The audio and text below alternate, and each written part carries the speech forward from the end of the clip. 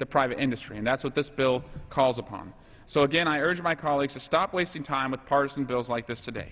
Instead, let's come together to train and secure a 21st century workforce. Let's harness our own resources. Let's make it in America, and we can help all Americans make it. Thank you, and I yield back the balance of my time. The gentleman from California yields back his time. The gentleman from Washington. Madam Chairman, before I yield time to the gentlelady from Wyoming, I yield myself as much time as I may consume. Gentleman's recognized. I find the gentleman's arguments on the other side rather striking because he's talking about American-made jobs in another piece of legislation not associated with this. And I would just point out, what could be more American-made jobs than putting hydropower facilities on American soil?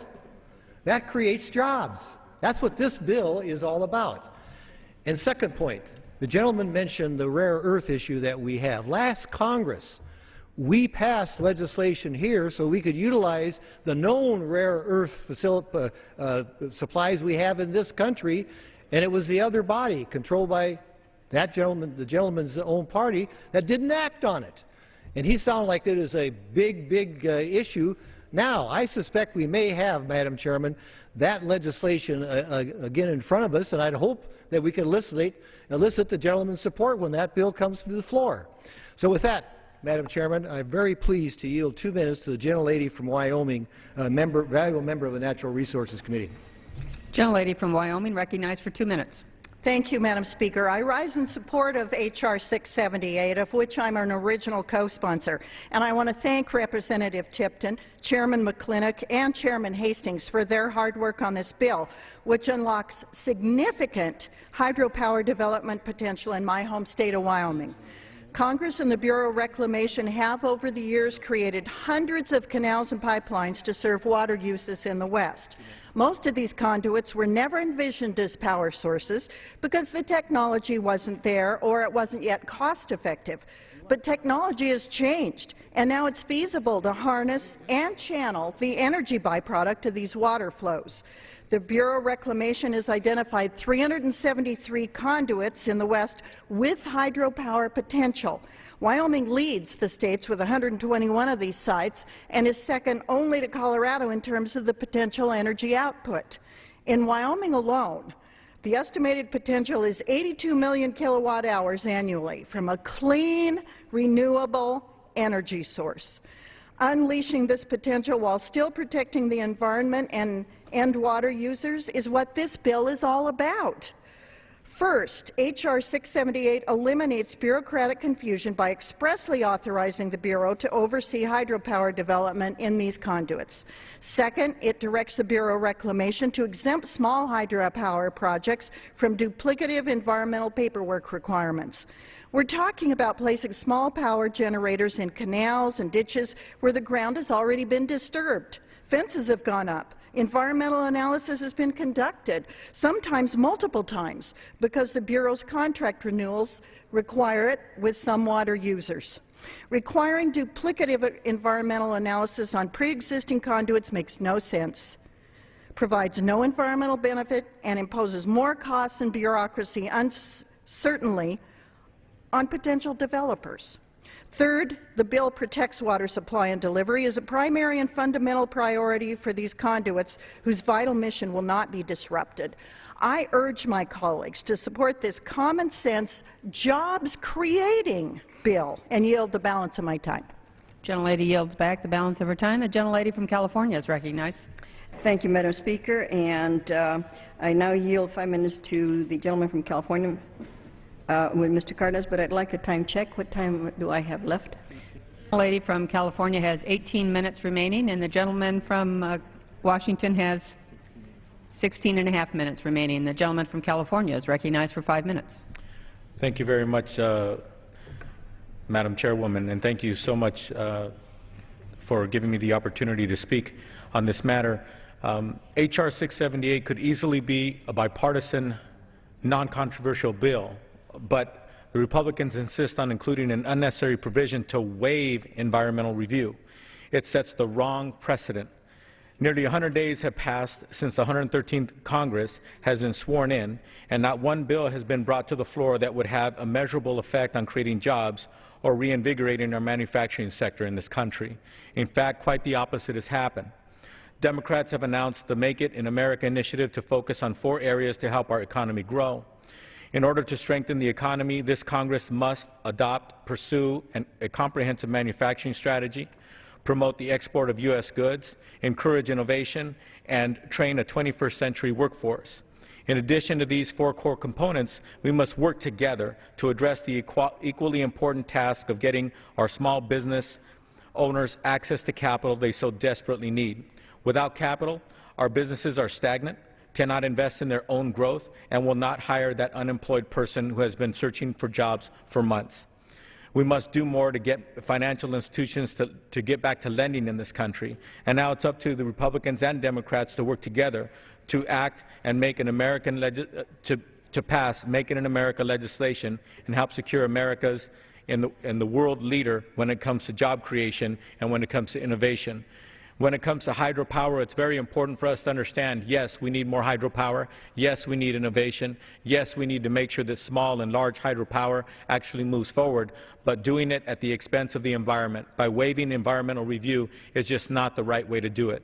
Many people in these chambers speak constantly of making sure that we don't put things on the backs of our children and our grandchildren.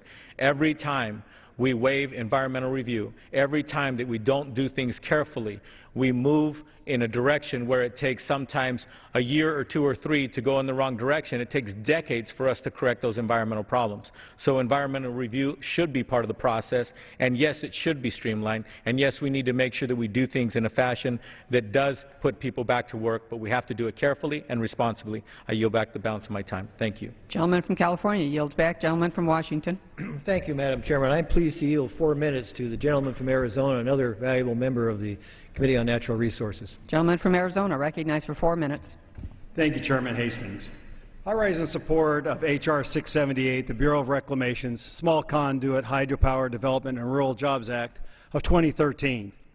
This legislation was one of Representative Tipton's and my priorities in the Natural Resources Committee last Congress, so I am pleased to join him again as an original co-sponsor and appreciate that the House is taking up the legislation so quickly in the 113th Congress.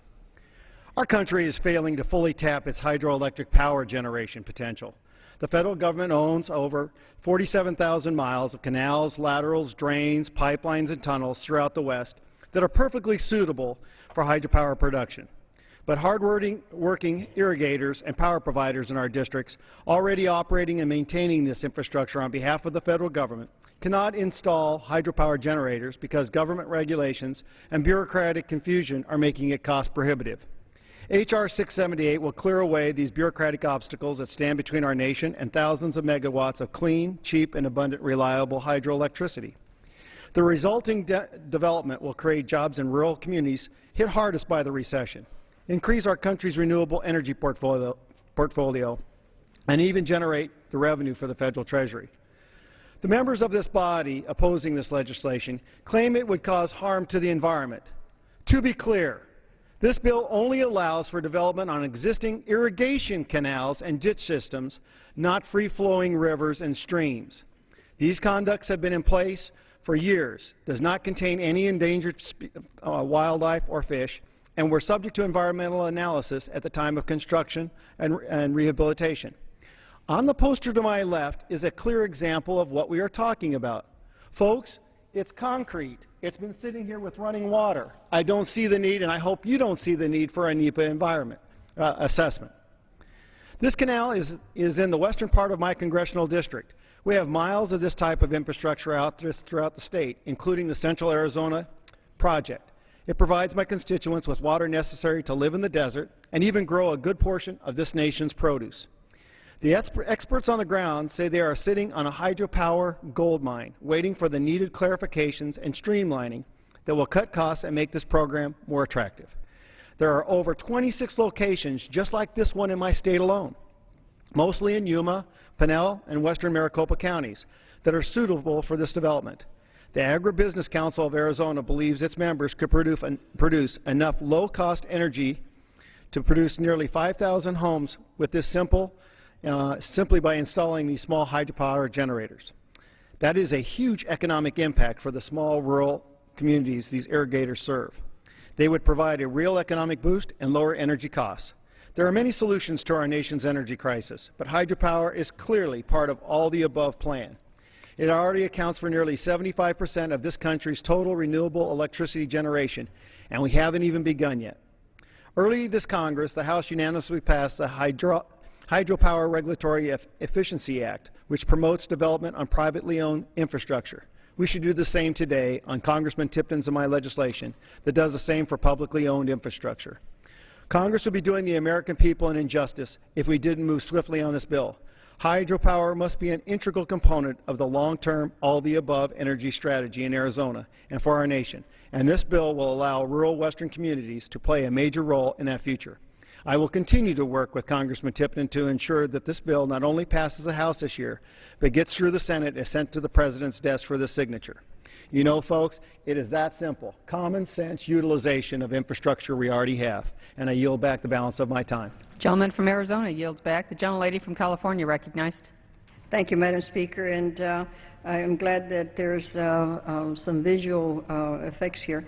It is important, but I don't know how old the canal, whether it leaks or whether there are any levee issues, so it is important to have a Nepa review. I'd like to give 5 minutes to my colleague, gentleman from California, Congressman Takano. Gentleman from California recognized for 5 minutes. Thank you, Madam Chair, and I thank the gentle lady from my own home state of California for yielding time. You know, this bill is something that Democrats could support if proper environmental review were not made a problem. And I really believe this Congress needs to get back to getting serious about discussing how we're going to put our country back to work. The national employment rate is 7.6%, and in my own district it's nearly 11%. The Congress should be focused on putting Americans back to work. The Democrats have a plan. It's called Make It in America. This plan, put together by Mr. Hoyer from Maryland, addresses the most pressing crisis that our nation faces. It's the jobs crisis, and it will put Americans back to work. It has 4 main points. Number 1, adopt and pursue a national manufacturing strategy. Number 2, promote the export of American goods. Number 3, encourage manufacturers to bring jobs and innovation back to America. Number 4, train and secure a 21st century workforce. We have the tools at our disposal to do these things. The legislation that I've introduced that is a part of Make It in America plan is called the Job Skills for America's Students Act. It encourages partnerships between employers and educational institutions. Employers who participate are able to receive a $2,000 tax credit per student participating in a qualified technical training and skills program with a total credit amount of total credit cap of $10,000 per year. Many of America's fastest growing industries that will benefit from the Make It in America plan, like advanced manufacturing and clean energy, require a highly skilled workforce. These industries struggle to find workers who possess the technical training that they require. The National Association of Manufacturers estimates that 600,000 manufacturing jobs remain unfilled due to a lack of qualified candidates. Just today, we learned from the Department of Labor that there are 3.9 million job openings in America, the most in almost 5 years. Many of these jobs are unfilled because of the lack of training. The Job Skills for America's Students Act partners key industries with community colleges and other programs to offer students the opportunity to obtain the training they need to thrive in the field of their choice. To grow our middle class and create a workforce for the future, we must close the skills gap and we must make training affordable and effective. I urge my Republican colleagues to work with the Democrats to pass each piece of the Make It in America legislation. Thank you, and I yield back. Gentleman from California yields back his time. The gentleman from Washington. Thank you, Madam Chairman. I'm pleased to yield 2 minutes to another member of the Natural Resources Committee, the gentleman from Montana, Mr. Daines. Gentleman from Montana recognized for 2 minutes. Madam Chairman, thank you. And Chairman Hastings, thanks to you and to Mr. Tipton for the opportunity to speak in support of H.R. 678 today. This bill reflects an issue that is of true importance to my home state of Montana. You know, when most people think of our rivers and waterways in Montana, they think of celebrities like Brad Pitt standing in the Little Blackfoot River casting for trout in the movie A River Runs Through It. Back in Montana, we rely on our rivers and our natural resources as an important part of our way of life. However, I'm here today to focus on a very significant benefit of our waterways, and that's hydropower. Our waterways help power our homes, they irrigate our farms and ranches, and they water our livestock. In Montana, about a third of our energy comes from hydropower, generating 1,100 megawatts per year. To put this in perspective, 1 megawatt will power nearly 600 homes. 6 of Montana's 10 largest generating plants run on hydroelectric power. But we're not here to talk about streams and rivers. We're here to talk about man-made canals and man-made waterways. The Bureau of Reclamation has constructed 32 such projects in Montana with the improved ability to harness the energy of moving water in conduits. The Rural Jobs Act would allow each of these projects to generate more than 26 million kilowatts per hour of power. There is no reason red tape should tie up that much alternative energy potential. This bill will help lower energy costs, create Montana jobs, and provide our nation with a sustainable, renewable source of energy. This is common sense. I believe that H.R. 678, the Rural Jobs Act, is important for our country, and I strongly support its passage. I yield back the balance of my time. The gentleman from Montana yields back the balance of his time. Gentlelady from California. Madam Speaker, I reserve the balance of my time. Gentlelady reserves. The gentleman from Washington. Thank you, Madam Chairman. I'm very pleased to yield 3 minutes to the gentleman from California, another member of the Natural Resources Committee, Mr. LaMalfa. Gentleman from California, recognized for 3 minutes.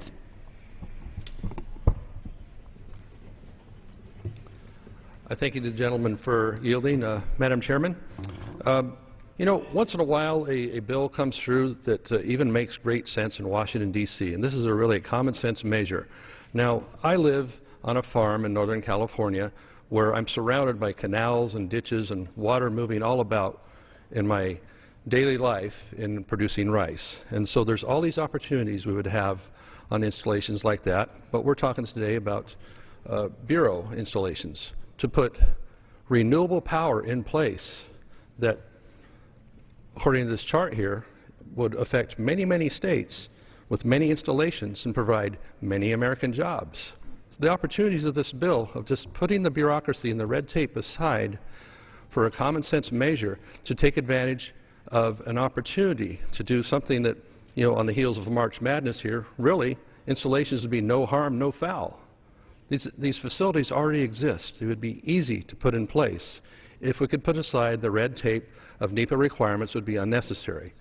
As I drive up and down my canals and my ditches, again, no harm, no foul here. We're looking at an easy installation that would be a very valuable thing for where I come from in California, renewable energy portfolio, which is 33% kicking in. It's pretty hard to find renewable energy, especially when most of the sources are required to be solar or wind. Hydropower is a very important component in my part of the state here. We have so much water that we can take advantage of to produce. Why aren't we doing it in the common sense areas? H.R. 678, and I commend Mr. Chairman, Mr. Tipton, for bringing this bill forward. This is, again, something that's going to be very positive for rural America, for our renewable energy portfolio, which is affecting, I think, a lot of the country these days, because renewable energy in most cases is very expensive. So the same people that are saying that we can't do this without NEPA, the same people are saying we can't have fracturing, which is bringing very cost-effective electricity to many, many Americans now. And the same people that want to remove hydroelectric dams in my part of the district in Northern California are now wanting to oppose a common sense measure like this.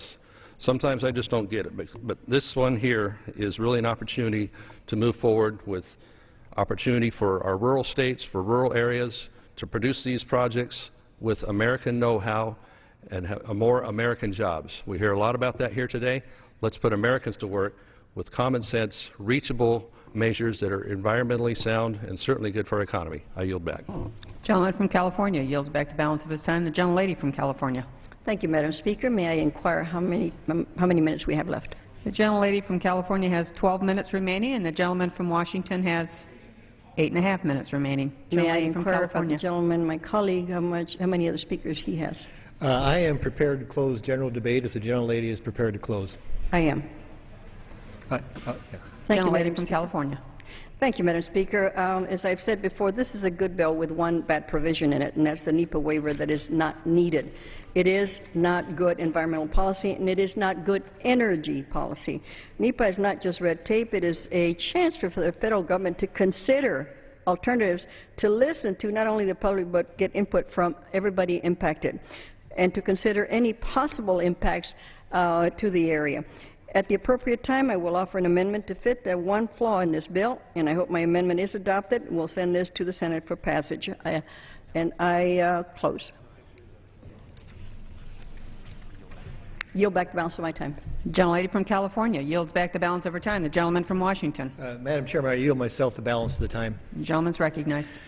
Madam Chairman, this debate has been rather interesting because it sounds like on the floor there is widespread support for the concept of this bill. And why shouldn't there be? After all, there's 47,000 miles of canals and ditches that could be utilized for energy production. But there seems to be one problem, and that problem revolves around NEPA, National Environmental Policy Act, which was put in place, by the way, in 1969. Now, I'm not going to say there's a direct correlation between NEPA and the lack of Bureau of Reclamation projects, but it is very interesting that most of the great projects that were built in the West were built prior to NEPA. Now, there were environmental statutes on the book, Madam Chairman, back then, and they are all satisfied. I happen to live in Central Washington. There are two great projects in Central Washington, the Columbia Basin Project and the Yakima River Project. Total probably over 1 million acres of irrigated land. Now, here's the truism, Madam Chairman. What we are talking about is our facilities where water is running through them. Water is running downhill. We all know that water running downhill creates a certain amount of energy. All we want to do is capture that energy. And with the prior chart that the gentleman from California put up, most of the states that would benefit by this are from the West. That means that we can make the desert bloom even more in the West if we utilize these facilities. And finally, I just want to make one other observation. My good friend from California was saying that, okay, this is like a bill we had last year. We passed it. The Senate didn't do anything. Well, I would just remind the gentlelady, and she should know this, and I know she does. We are two distinct bodies, the House and the Senate. If they have a different view, for goodness sakes, pass something. And if it's different than our view, then we'll figure out how to come together. But to simply say this is a good piece of legislation, but we don't like NEPA, therefore don't pass it because the Senate won't take it up, is not doing our job. So, Madam Chairman, this is a good piece of legislation. There are some amendments that will be followed. We can get into more detail on those, but I urge my colleagues to support passage of this legislation, and I yield back the balance of my time. Gentleman yields back the balance of his time, and all time for general debate has expired. Pursuant to the rule, the bill shall be considered for amendment under the 5-minute rule. No amendment to the bill shall be in order except those received for printing in the portion of the congressional record designated for that purpose, dated at least 1 day before the day of consideration of the amendment and pro forma amendments for the purpose of debate. Each amendment so received may be offered only by the member who submitted it for printing or a designee and shall be considered as read if printed. Are there any amendments to the bill? For what purposes, the gentleman from Colorado seek recognition? Madam Chairwoman, I have an amendment at the desk, number 3. The clerk will designate the amendment. Amendment number 3, printed in the congressional record, offered by Mr. Tipton of Colorado. The gentleman is recognized for 5 minutes to speak on his amendment. Thank you, Madam Chairwoman. I offer this amendment in response to the concerns of my colleagues on the other side of the aisle at the request of the broad range of irrigation districts, water conservation and conservancy districts, public utilities that are all supporting this bill. It is a common sense amendment. I'm pleased to have the support of my Democrat colleague, Jim Costa, on this effort, and the support of the National Hydropower Association, the Family Farm Alliance, the National Water Resources Association, and the American Public Power Association. This amendment removes the NEPA waiver in the bill and instead codifies the application of the Bureau of Reclamation's categorical exclusion process under the National Environmental Policy Act for small hydropower projects covered by this bill. This alternative provision would still ensure streamlining the approval process for clean, renewable energy and help provide certainty for investors and job creators while providing flexibility to the Bureau to adjust to changing circumstances moving forward. By advancing these projects under the Bureau's categorical exclusion process, we ensure that all of the elements in that process are retained, including agency discretion for examining extraordinary circumstances. In addition, the amendment specifically mentions codifying the categorical exclusion process for small conduit hydropower.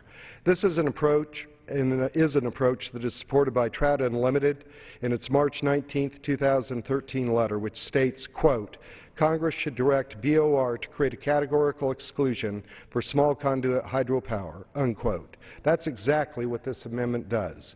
The use of a categorical exclusion for small conduit hydropower development can mean the difference between private investment in a public good with a multitude of benefits and unreasonable financial costs and lengthy delays that lead to untapped potential. My hope is that this amendment, which is broadly supported by a diverse range of groups invested in the bill who are committed to ensuring continued environmental protection, will assuage any reservations about this effort to promote clean, renewable energy and allow us to be able to move forward united in our support. The gentleman yield. I yield. I thank the gentleman for offering this amendment. I think it adds a great deal to all the work that you and your bipartisan co-sponsors had put into this, and I support the amendment, and I yield back to the gentleman. I thank the gentleman for his comments, reclaiming my time, and with that, Madam Chairman, I yield back. Gentleman yields back. For what purpose does the gentlelady from California seek recognition? I seek time to oppose this amendment. And the gentlelady is recognized for 5 minutes. Thank you, Madam Speaker. I rise in opposition to this Tipton Amendment number 3 for the congressional record. We're glad to see the author of the legislation recognizing that the developing conduit hydropower projects in those NEPA is not the problem, and that the flat NEPA waiver included in the base bill is not good policy. We also welcome the apparent realization that insisting on an unwarranted and unwise NEPA waiver has been the anchor that has held this bill back and prohibited this largely non-controversial measure from becoming law. But to be clear, this amendment only tweaks language that should be removed from the bill entirely. The Tipton Amendment circles around the edge of the problem, while my amendment, which I'll offer in a few minutes, solves the problem by removing the waiver completely so that we can move forward and support the bill. Better yet, if the waiver is removed, there is no need for the artificially low cap on the size of these projects contained in the base bill, which is why my amendment will increase the cap from 5 to 15 megawatts. The Tipton Amendment does nothing to raise the cap on these projects, and his amendment is a significant step in the right direction from the bill sponsor, and we will not oppose it and work with the sponsor and Senate to perfect the language. However, my amendment, which we'll see momentarily, is better energy policy and better environmental policy. The amendment is a start, this particular amendment, but I urge my colleagues to vote yes on my amendment to really fix this legislation. I reserve the balance of my time. The gentlelady cannot reserve. Okay. You yield back the balance of her time. The question is on the amendment offered by the gentleman from Colorado. All those in favor will signify by saying aye. Opposed will say nay. In the opinion of the chair, the ayes have it, the ayes have it. The amendment is agreed to. For what purpose does the gentlelady from California seek recognition? Madam Speaker, I rise to offer my Napolitano amendment identified as amendment number 1 in the congressional record. And we'd ask the clerk to designate the amendment. Amendment number 1, printed in the congressional record, offered by Mrs. Napolitano of California. Gentlelady from California, recognized for 5 minutes to speak on her amendment. Thank you, Madam Speaker. My amendment is very simple. It would strike the NEPA, known as the National Environmental Policy Act, waiver and give the Secretary of the Interior, acting through the Bureau of Reclamation, the authority to apply Reclamation's directives and standards for the lease of power privilege projects, which is known as LOPP. Reclamation, the Bureau of Reclamation on its own accord has applied a categorical exclusion known as CE to small conduit hydropower projects. In fact, their CE went even further. It can be used to expedite a wide variety of low-impact hydropower projects built on Reclamation's water infrastructure. The main point of the legislation is to clarify the Reclamation that they have jurisdiction over the development of conduit projects on reclamation facilities. And as I mentioned before, the sponsor's amendment only tweaks the language that should be removed from the bill entirely. The Tipton amendment tinkers around this edge of the problem, while my amendment solves the problem by removing the waiver completely. As a compromise, my amendment also increases the megawatt limitation from 5 to 15 megawatts for small conduit hydro projects. This would allow for more power to be created at those existing facilities. Without the Nepa waiver, the agency can utilize its own categorical exclusion, which has no megawatt limitation and therefore makes the cap on this legislation arbitrary. The Nepa waiver is necessary, and I urge my colleagues to vote yes on my amendment. And let me point out that it is my understanding that there have been some projects built under the current, not through the CE, that have taken a lot more time and have been costly. And with a categorical exclusion, there will be a cut not only in the cost but in time, because it only involves staff and the cost will be diminished. So with that, I reserve the balance of my time. Gentlelady cannot reserve. Yield back. Gentlelady yields back balance of her time. The gentleman from Washington, for what point does he seek, Madam Chairman, reason does he seek recognition? I move to strike the last word. The gentleman is recognized for 5 minutes. Thank you, Madam Chairman. I just want to make a point, because at the end of the general debate, I brought up the issue of Nepa, that everybody says this is a wonderful bill except this part.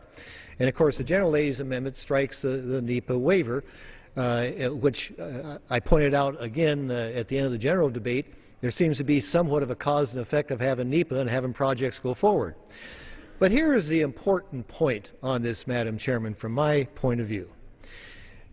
This bill deals with the Bureau of Reclamation.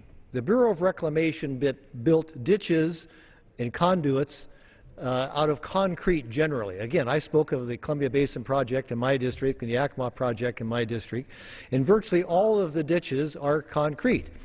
That means that the land has already been disturbed in order to put these facilities in place. What the gentleman from Colorado's bill does is simply put a power source. Now, within the existing ditches that have gone through environmental review. Why, for goodness sakes, would you have to jump through more hoops? Unless you wanted to slow the process down. And why you'd want to do that, of course, I don't know. Because the end result of this is probably less expensive energy, it's certainly American jobs, and it probably adds to a growing economy.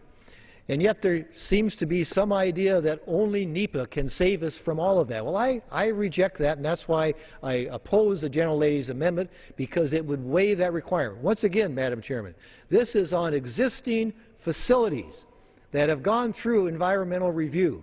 It doesn't need to jump through that hoop one more time. And with that, I urge opposition to this amendment, and I yield back my time. Gentleman yields back. Any other member wish to speak to the amendment? For what purpose does the gentleman from Colorado seek recognition? Madam Chairwoman, I move to strike the last word. And the gentleman is recognized for 5 minutes. Madam Chairwoman, we've heard talk today about creating American jobs on American soil to be able to create American energy. No bill better achieves that end than H.R. 678. The Napolitano amendment, by striking the provision altogether that she is offering, will not allow no alternative to be able to streamline the project's approval process. And this amendment literally will ensure that private investment in small conduit hydropower projects would not be able to be achieved.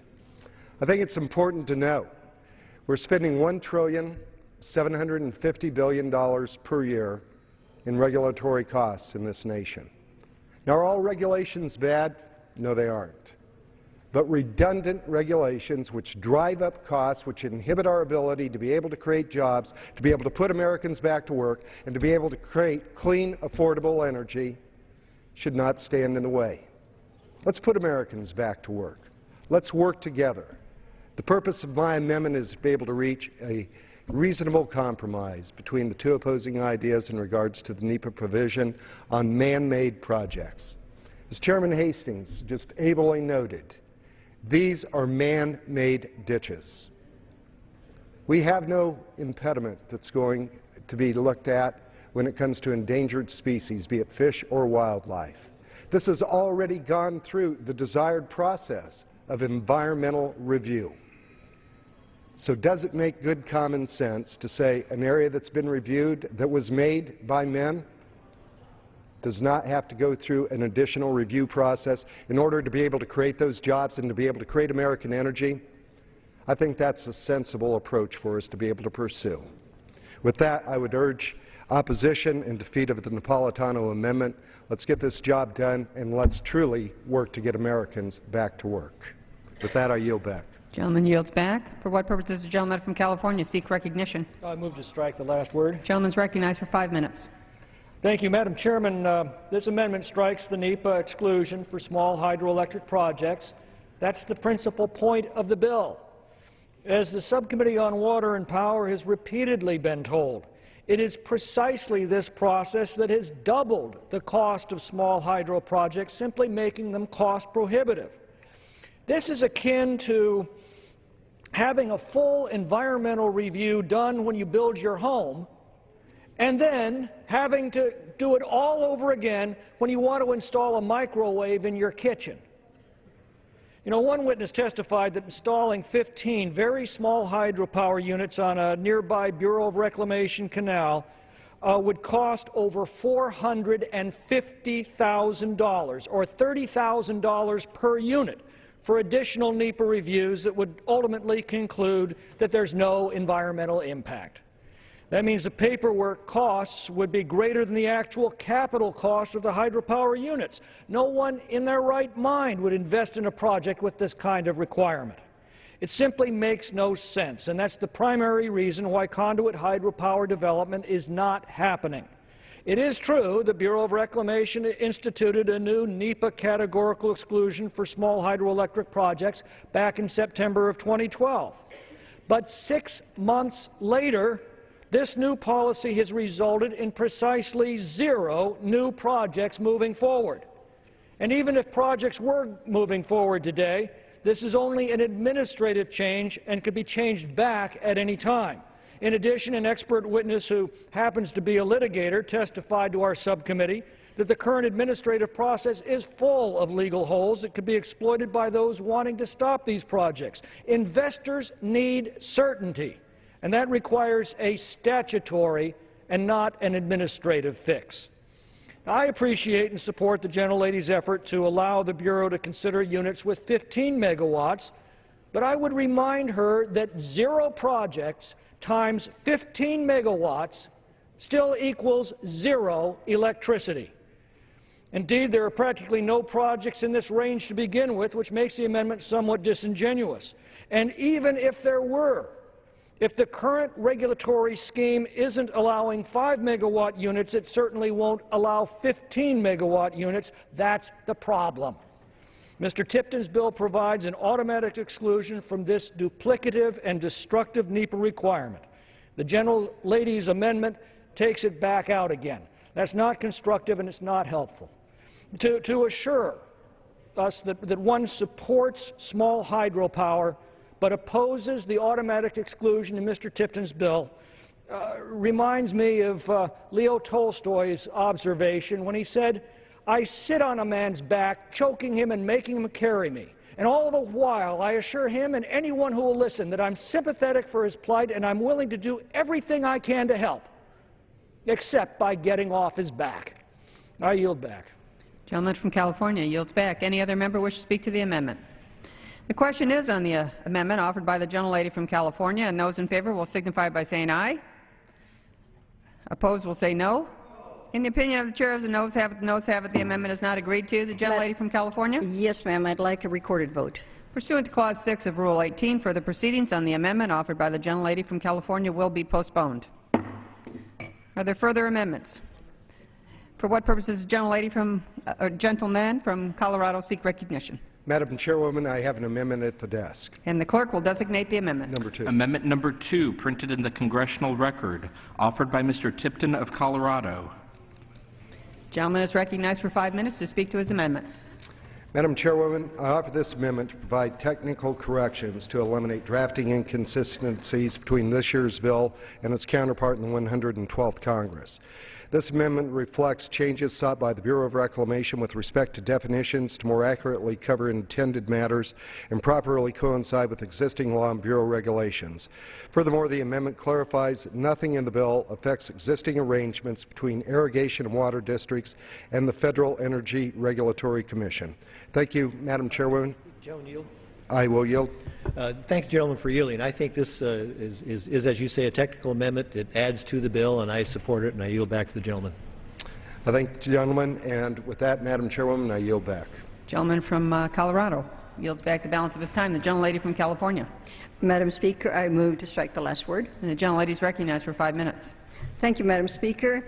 And the gentleman's amendment makes technical changes that staff has brought to our attention and addresses a few of the administration's concerns. The amendment clarifies that projects already permitted under FERC would not see any regulatory uncertainty with this bill's passage.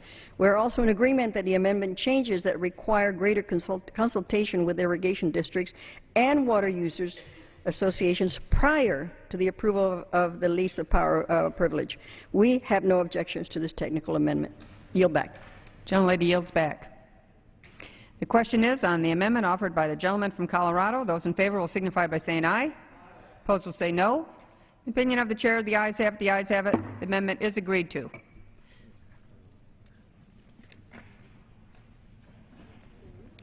Pursuant to Clause 6 of Rule 18, proceedings will now resume on those amendments printed in the congressional record on which further proceedings were postponed in the following order. Amendment number 1 by Mrs. Napolitano of California. The unfinished business is a request for a recorded vote on Amendment number 1 printed in the congressional record offered by the gentlewoman from California, Ms. Napolitano, on which further proceedings were postponed and on which the noes prevailed by a voice vote. The clerk will redesignate the amendment. Amendment number 1 printed in the congressional record offered by Mrs. Napolitano of California. A recorded vote has been requested. Those in support of the request of a recorded vote will rise and be counted. A sufficient number having risen, a recorded vote is ordered, and members will record their votes by electronic device. This is a 15-minute vote. A 15-minute vote.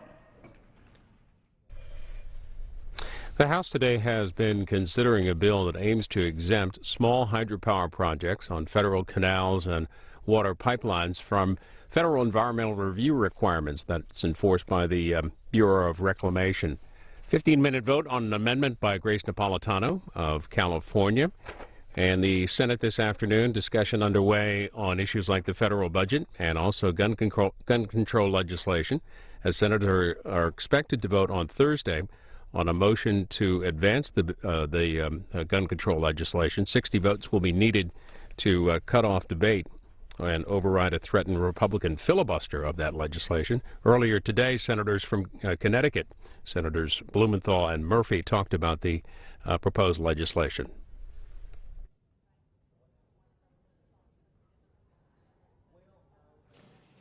Mr. President, it goes without saying that we all do our jobs here, that we seek a seat in the United States Senate for a reason.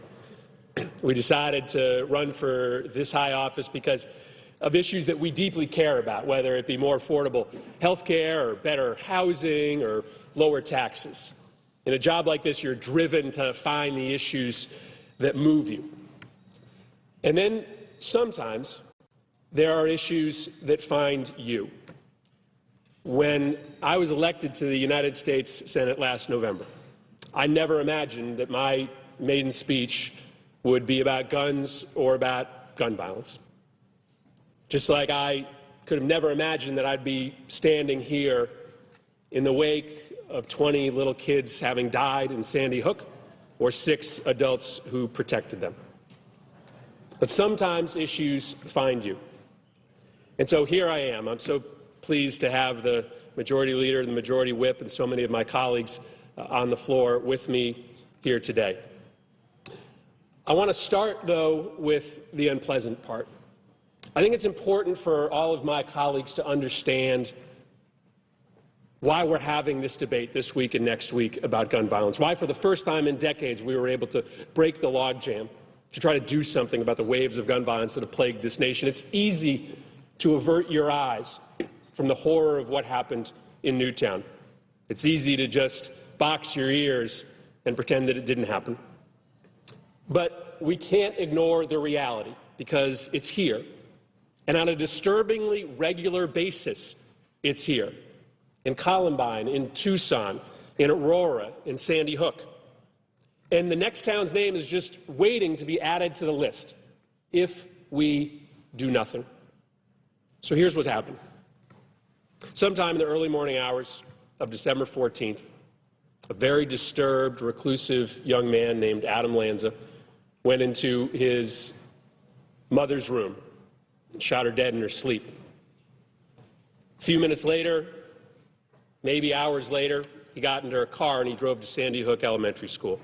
About 9:35, he shot his way through locked doors with an AR-15 semi-automatic rifle that was owned by his mother, and he began a 10-minute rampage that left 20 children, all 6- and 7-year-olds, and 6 adults who cared for them dead.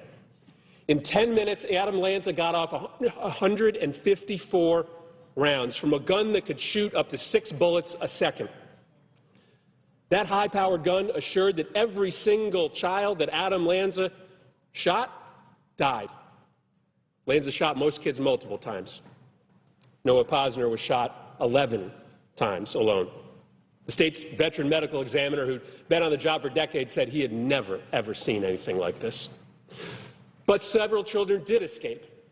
6 kids were courageously hid in a classroom closet by their teacher, Victoria Soto, who shielded her kids from the bullets and died that day.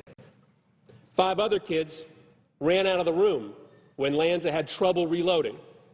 5 kids alive today because the shooter had to stop and switch ammunition magazines. And whether it's because he had trouble reloading again or because the police were coming into the building, at about 9:45, Lanza turned one of his weapons on himself and the massacre ended. But not before 26 people were dead. That's the reality. And the worst reality is this. If we don't do something right now, it's going to happen again. But really, Mr. President, it's happening every day. And this country has just gotten so callously used to gun violence that it's just raindrops. It's just background noise. And that reality, the one in which we are losing 30 Americans a day to gun violence, in which a chart that shows you how many have died since December 14th is almost unreadable because it's a cast of thousands. That reality is just as unacceptable as what happened in Sandy Hook that day. And so the question is, are we going to do anything about it? Or are we just going to sit on our hands like we have for 20 years and accept the status quo with respect to everyday gun violence and these increased incidences of mass shooting? If we're really serious about doing our jobs here, we can't. Now, outside the Beltway, this isn't a debate. This isn't a discussion. 87% of Americans think that we should have universal background checks, that everybody who buys a gun should prove that they're not a criminal. 2/3 of Americans think that we should restrict these high-capacity ammunition clips. 76% of Americans believe that we should crack down on people who buy guns legally and then go out and sell them in the community illegally. The American public knows that we got to do something here. And so why have we been stuck for so long? Well, first is because members of Congress have been listening to the wrong people. We should be listening to gun owners. They comprise a lower percentage of Americans than they did 30 years ago. About 1/3 of Americans today own guns, but they're a really important constituency. The problem is that the NRA doesn't speak for gun owners like it used to. And yet, we listen to that organization more than we should. 10 years ago, the NRA came here and argued for universal background checks in the wake of Columbine. Today, they oppose those background checks, even though 74% of NRA members support universal background checks. I don't know the exact reason for that, but maybe it's because increasingly the NRA is financed not by its members, by everyday common-sense gun owners, but by the gun industry. Tens of millions of dollars coming into the NRA from the gun industry, a program that actually allows the NRA to make a couple bucks off of every gun that's sold in many gun stores across the country. We're not listening to gun owners. If we were, this wouldn't be a debate in this chamber. But secondly, and maybe most importantly, we've really botched a conversation in this place about rights. And rights really are at the core of this debate. You know, I hear when I'm back home in Connecticut a lot of people talking about the right to bear arms as an unalienable right or a God-given right. And of course, the Constitution makes no such claim. The idea of an unalienable right, that's actually found in the Declaration of Independence, and it's a phrase that we know very well. We hold these truths to be self-evident. All men are created equal, and they're endowed by their Creator with certain unalienable rights. Amongst these are the rights to life, liberty, and the pursuit of happiness. But liberty isn't just about having any gun you want, anytime you want it. Liberty has got to also be about the right to be free from indiscriminate violence. I mean, what kind of liberty did these kids have in that classroom in Newtown, being trapped by an assault weapon-wielding madman? And maybe more importantly, what kind of liberty does a kid just up the street from here in Washington, D.C. have when he fears for his life every time he wants to walk to the corner store, walk home from school? That's not the kind of life, liberty, and pursuit of happiness that our founding fathers talked about. But even if we do accept that part of liberty is owning and using a gun, then we have to ask ourselves these questions. To what degree are our liberties really infringed upon if we just suggest that there's a handful of weapons that are too dangerous to own? To what extent are our freedoms trampled upon by just saying that you're going to need to reload your semi-automatic weapon after every 10 bullets rather than after every 30 bullets? How gravely do we really risk tyranny when we just moderately restrain the size of a legally purchasable clip? If liberty is really our chief concern, then preserving and protecting the lives of innocent little kids has got to weigh pretty favorably against marginally constraining a weapon's payload. We can't agree on that. What can we agree on? And if we accept this balance, then the policy prescriptions are pretty simple. You know, first, guns should be available, but they should be available to people of sound mind with no criminal records. Now, we've believed that for a long time. Since the Brady bill was passed, we've had about 2 million people who were stopped from buying guns because they were legally prohibited to do so. The Brady bill has worked. The problem just is that 40% of weapons sold in this country don't go through background checks. I hope we'll have some good news by the end of the day on this front, but that's a pretty easily acceptable premise. Criminals shouldn't own guns. Second, a small number of guns are just too dangerous for retail sale. We've always accepted that premise as well. We've always drawn a line that says some weapons are reserved for military hands, others can be in the hands of private citizens. We know that assault weapons kill. And we know what happened when we banned them the last time. Gun homicides dropped by 37%. Non-lethal gun crimes dropped by an equal percentage. Third, some ammunition too easily enables mass slaughter. What legitimate reason is there for somebody to be able to walk into a movie theater or to a religious institution or to a school with a 100-round drum of ammunition? Why do we need that? 100 rounds, never mind 30 rounds. That doesn't sound too radical, does it? So what does the gun lobby tell us about these ideas? What do they say that's wrong with this approach that's grounded in data, that's supported by people all across the country? Well, specifically, we hear two things over and over again. First, that the only way to stop a bad guy with a gun is to have a good guy with a gun. And second, that guns don't really kill people, that people kill people. Well, as to the first argument, Newtown's part of the answer. Nancy Lanza, she probably owned guns for a variety of reasons, but one of the reasons was that she was divorced. She lived alone. She wanted guns to protect herself. She was alone a lot of the time. The guns that Nancy Lanza used weren't used to fire upon intruders into her home. They killed her. And they killed 26 other boys and girls and parents. That's not just an anecdote. That's a reflection of a statistical trend. If you have a gun in your house, it's 4 times more likely to be used in an accident than it is against an intruder. If you own a gun, it's much more likely to be used to kill you than it is to kill someone that's trying to break into your home. And as to the second argument, as author Dennis Hennigan once put it, guns don't kill people. They just enable people to kill people. Guns are employed in only about 4% of felonies, but they're used in 20% of all felonies involving bodily injury. Guns enable violence that is just vastly more violent. How do we know this?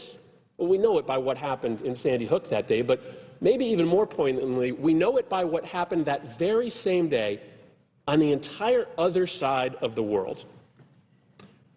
On that same day, the 20 kids died in Newtown. In Henan, China, a madman walked into a school and attacked 23 school children with a deadly weapon. Same day. 20 kids in Newtown, 23 kids in China. In Newtown, all 20 kids who were attacked died. In China, all 23 kids who were attacked lived. Why? Because in Henan, the assailant had a knife, not a gun that could spray 6 bullets a second.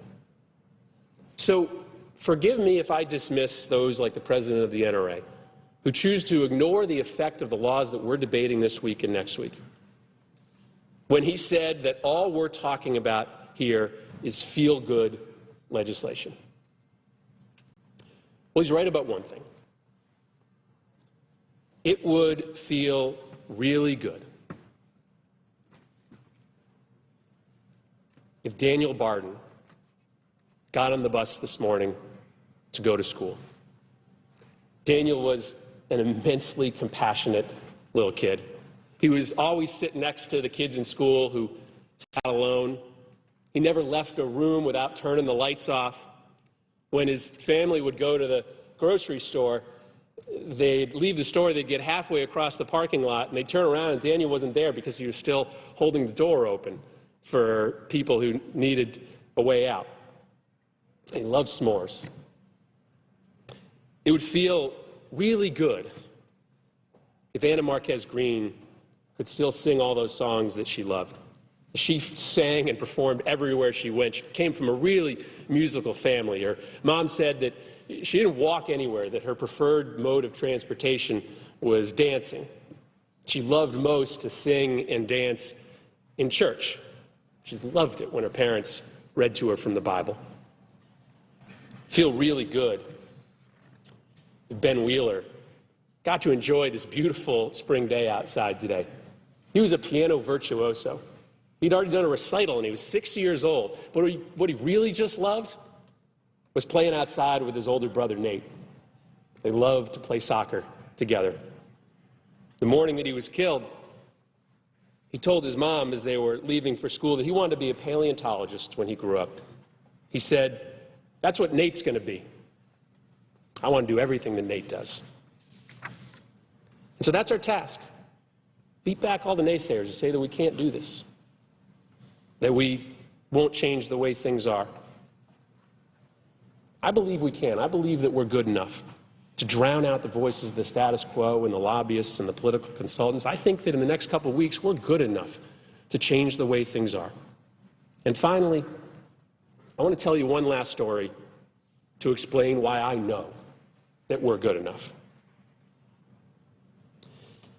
I think that when we see people in need, when we see children stripped of their dignity, we are just too compassionate a people to close our eyes. I know that sometimes we wonder what we really are inside. Are we truly good, or is goodness a learned behavior? And it may sound strange, but after December 14th, I just know the former to be true. Because after and during the shooting, as if to swallow up those 10 minutes of evil, millions of acts of infinite kindness just rained down on Newtown. From the teachers who protected those kids, to the firefighters who didn't leave that firehouse for days afterwards, to the just millions of acts of humanity and gifts and phone calls that came in from the rest of the world. And because of Anne Marie Murphy. Anne Marie was a special education teacher charged with the care of Dylan Hockley, this little boy, a wonderful, gentle, little 6-year-old boy. He was living with autism, but he was doing great at Sandy Hook Elementary School. Anne Marie loved Dylan, and Dylan loved Anne Marie back. There was a picture on his refrigerator of Anne Marie, and almost every day he'd point to Anne Marie with pride to his parents. Nicole, his mom, who's here this week, said at Dylan's funeral. She said that when she realized Dylan wasn't going to show up at the firehouse that day with all the other kids who were returning from the school, she hoped she'd see Mrs. Murphy, but she knew she wouldn't. She knew that Anne Marie wouldn't leave Dylan's side if he was in danger. And she didn't. When the bullets started flying, she brought Dylan into her arms. She held him tight inside that classroom. And that's just how the two of them were found. On Monday, Nicole flew down here to Washington with myself and President Obama to try to make the case that things need to change for Dylan, for Anne Marie, and for the thousands of other people before and after who have been killed by guns. And as Nicole and the other parents walked up the steps of Air Force One, one mom raised a piece of paper above her head with a note that she had scribbled on it that day. And the cameras caught the moment. The note just said simply, "Love wins." I believe today, more than I ever have before, that if we are truly doing our job here in this chamber, then love has to win every single time. Mr. President, I yield the floor. Mr. President. Senator from Connecticut. Mr. President, thank you, and I want to congratulate and thank my colleague from Connecticut, Senator Murphy, on his profoundly eloquent and powerful statement to our colleagues, and join him in calling attention to the horrific tragedy that has brought us to this point in the debate on gun violence. His very eloquent and powerful summary of our losses, I think, is a way to begin a potential turning point after Newtown has given us a call to action. Newtown is a tipping point in this debate, and my colleague from Connecticut and I have spent literally days and weeks with that community and have seen the courage and strength that they have brought to this town and to our colleagues, because they have been meeting with our colleagues, and they are indeed here today. Benjamin Andrew Wheeler, who was age 6, his father David is here today. Anne Grace Marquez Green, age 6, her mother Nelba and her father Jimmy are here today. Dylan Hockley, age 6, his mother Nicole is here. Daniel Barton, age 7, his mother Jackie and his father Mark are here. Jesse Lewis, age 6, his father Neil Heslin is here. Mary Sherlock, one of the 6 educators, one of the 6 heroic educators killed at Sandy Hook. Her husband Bill is here today. We can draw inspiration not only from the memories of those children and great educators who were killed here, but from their strength and resilience and resolve in coming to the halls of this building, meeting with our colleagues. Indeed, at this very moment, they are with one of our colleagues, looking him in the eyes and saying to him, how can you not approve a bill that stops illegal trafficking, strengthens school safety, imposes a requirement for criminal background checks? How can you not stop assault weapons and high-capacity magazines that were integral to that killing in Newtown? How can you not do something about gun violence that has caused more than 3,000 deaths since then? How can you not allow a vote? How can you deprive the American people of a vote on a measure that is so essential to their safety, their well-being, the futures of their children and their communities? As the President of the United States has said so eloquently, and his leadership has been so important to this cause, the victims of Newtown, of Tucson, Aurora, Virginia Tech, they deserve a vote. And the likelihood of a vote has been increased by the leadership of my colleagues, Senator Schumer, Senator Manchin, Senator Toomey, who have worked hard to bring us together to a very promising and profoundly constructive turning point in this process. And I want to thank also our leader, Senator Harry Reid, for his determination and resolve. On the morning of December 14, parents throughout Connecticut and Newtown and Sandy Hook brought their children to school, thinking of the rest of their day and the rest of their days, when they would have play dates and snack breaks, holiday parties, Christmas and Hanukkah tree present wrapping, paper angels, gingerbread, songs and poems. Those were the memories and the futures that they brought with them. Just hours later, I was at Sandy Hook as 20 families of those children emerged from a firehouse. And I will never forget the cries of pain and grief that I saw on that day. I went there as a public official because I felt a responsibility to be there. But what I saw was through the eyes of a parent, as all America did on that day. And I saw the families also of 6 heroic educators who perished trying to save their children. Those sights and sounds changed America. We are different today than we were before Sandy Hook. This problem is with us. The problem of gun violence is the same problem that has existed for decades, but we are different because we know we can and must do something about it.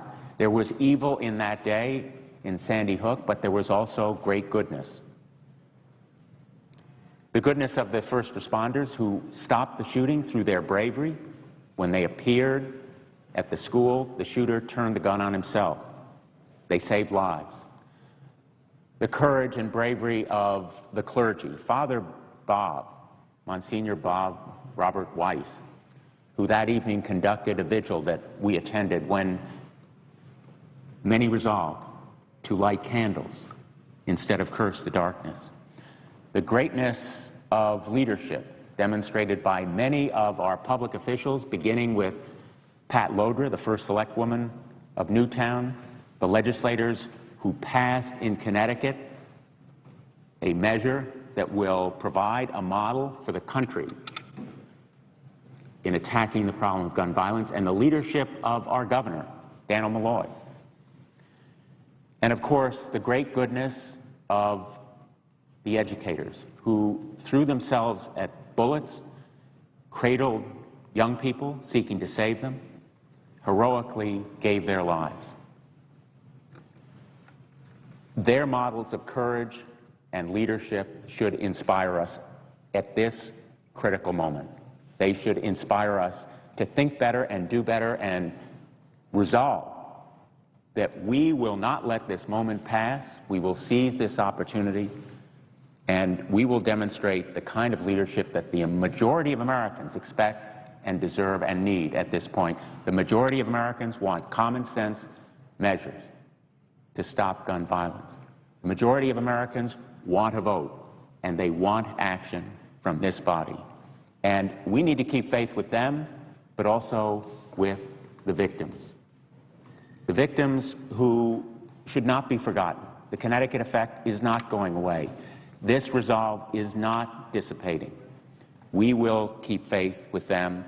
Out of that tragedy, the unspeakable loss, the unimaginable horror of that day, and the days since then, and the days to come, we resolve that this country will be better and safer. And so, as we begin this debate, as colleagues of ours at this moment announce a very promising compromise that may lead us forward, provide us with a path toward bipartisan action, and it should be bipartisan. There is nothing Republican or Democrat about law enforcement or about law enforcement saving people's lives. We should resolve to go forward as one country. I've been working on this issue for many years. I helped to author and support Connecticut's first assault weapon ban in the early 1990s. I went to court to defend it when it was challenged constitutionally, argued in the trial, and then in the state Supreme Court to uphold our law. I have worked with law enforcement colleagues for 3 decades. Nays are 232, and the amendment is not adopted. There being no further amendments, under the rule, the committee rises.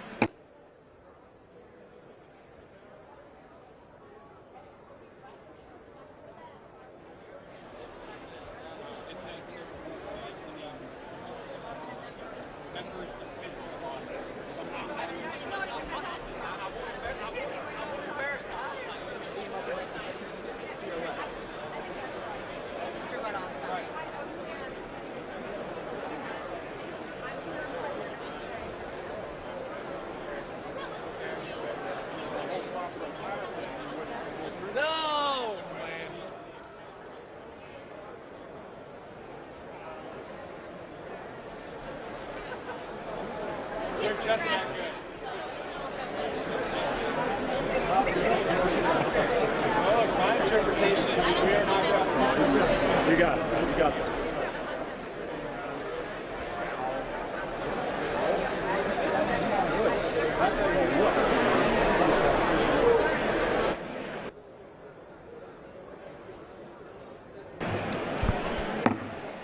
The Chair of the Committee of the Whole House on the State of the